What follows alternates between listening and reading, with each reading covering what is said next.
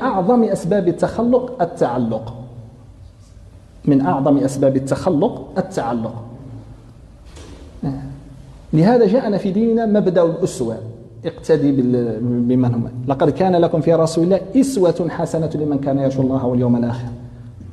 هذه الأسوة الحسنة كيف هل بمجرد أن نراه ونقتدي به فقط؟ لا، بالتفاني فيه، بقدر الاستغراق تكون الأخلاق.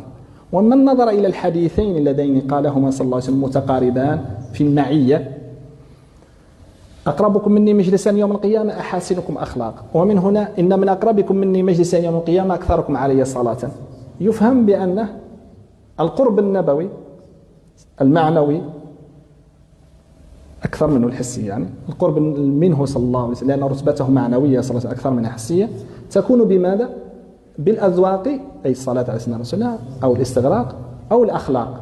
فالجمع بينهما أن أكثر الناس تعلقا به وصلاة عليه صلى الله عليه وسلم هو أخلق الناس وأحسن الناس خلقا، يعني هكذا. والعكس صحيح، أحسن الناس خلقا هو أعلق الناس بسيدنا رسول الله. لماذا؟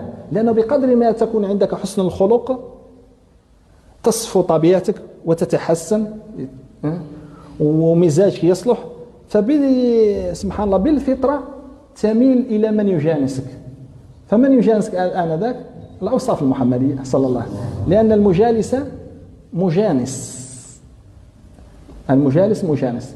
إذا جانست الصالحين تجالسهم، والعكس كذلك.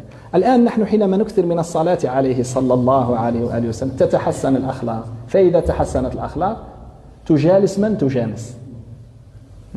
لهذا أكثر من الصلاة علي في ليلة الجمعة، فإنه يوم مشهود، تشهد الملائكة. الآن صرت جليس الملائكة، أنا جليس من ذكرني، يقول المولى سبحانه وتعالى.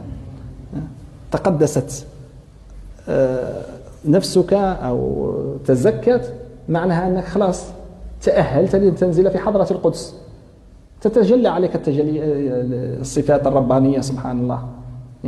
هذا التنزل من الله سبحانه. أنا جليس من ذكرني، ليس بذاته ولكن بتنزلاته، يعني بتجلياته سبحانه وتعالى.